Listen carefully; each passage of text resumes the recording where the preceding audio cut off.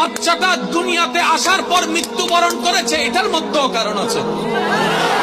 বাচ্চা যখন মারা গেল 12 বছর 14 বছর 15 বছর 17 বছর 20 বছর পর একটা বাচ্চা হচ্ছে, হওয়ার পরে মারা গেছে। তো আমাদের সমাজে একটা কথা আছে, মওলা দিলাও কেন, দিলাও কেন। কত রবের প্রতি আপত্তি, কত রাগ। রব বলে যে আমি আজকে কিচ্ছু বলবো না, কিন্তু এতটুকু মনে রাখিস বান্দা, তোর ভালোর জন্যই করেছি আমি। মৌলা এখানে আমার ভালো কি, এত বছর পরে দিলা কলিজার মধ্যে একটা দন, সেটাও আবার দিয়ে নিয়ে গেলা, ওই মধু একটু মুখে লাগাই সামিস্টে নিয়ে গেলা, বিষয়টা তো এমন না দিলে না দিলা কেন। এবার সে মারা গেল, তার স্বামীও মারা গেল, দুজন কবরে গেল, কবর থেকে হাসর উঠলো, হাসর থেকে উঠার পরে মিজানের দাঁড়িপাল্লায় দুজনের ফাইল উপস্থাপন করা হলো। ফাইল উপস্থাপন করার পরে তাদের হিসাবে গুনাহবাড়ি হয়ে গেল। গুনাহবাড়ি হওয়ার পরে নিয়ম মোতাবেক জাহান্নামে তাকে নিয়ে যাওয়া হচ্ছে, ওই মেয়েকে, ওই মেয়ের স্বামীকে, দুইজনকে জাহান্নামে নিয়ে যাওয়া হচ্ছে।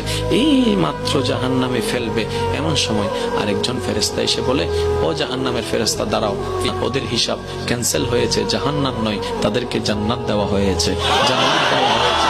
এবার সেই মহিলা জিজ্ঞেস করে, আমার তো হিসাব জাহান্নাম, সেটা তো আমি নিজেও জানি, আমার আল্লাহ তো ন্যায় বিচারটাই করেছে, আমি যেটা প্রাপ্য আমাকে সেটাই দেওয়া হয়েছে। স্বামী বলে যে আমি যেটা প্রাপ্য সেটাই তো দেওয়া হয়েছে, তাহলে জান্নাত পেলাম কিভাবে? ফেরেশতা বলে আমি কিছু জানি না, জান্নাতের দরজায় কে একজন দাঁড়িয়ে আছে, রবের কাছে বারবার ফরিয়াদ করছে, মওলা তুমি আমাকে দয়া করে জান্নাত দিয়েছো, কিন্তু অমুক অমুক ছাড়া আমি জান্নাতে ঢুকবো না, অমুক অমুক ছাড়া আমি জান্নাতে ঢুকবো না, আমি অমুকদেরকে ছাড়া জান্নাতে ঢুকবো না। এবার সেই মহিলা দৌড়াই গিয়ে জান্নাতের দরজার সামনে জিজ্ঞেস করে, এই বাবা তুমি কে? বলে যে মা তুমি আমাকে চিনো নাই, আমি তোমার সন্তান, আমি তোমার সন্তান। বলে যে যারা সন্তান ছিল, যাদেরকে খাওয়াইছি, তারাই মনে রাখে নাই তুই কোন সন্তান।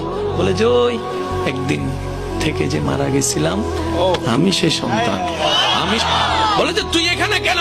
বলে যে রব জানে তোরা জাহান্নামে যাবি রে মা, তোরা জাহান্নামে যাবি বাবা, কিন্তু রব চাচ্ছে তোদেরকে জান্নাত দিতে, আমল তোদের নাই, সেজন্য আমাকে দুনিয়াতে পাঠিয়ে তোদের সন্তান বানিয়ে আবার মৃত্যুবরণ করিয়ে গুনাহ করার আগে নিয়ে এসেছে। আর আমাকে বলল তুই এমন ভাবে ফরিয়াদ করবি, মা বাপ ছাড়া জান্নাতে যাব না, তোর দোয়া রাখতে গিয়ে আমি তোদের জাহান্নামী মা বাবাকে জান্নাতি বানাই দেব।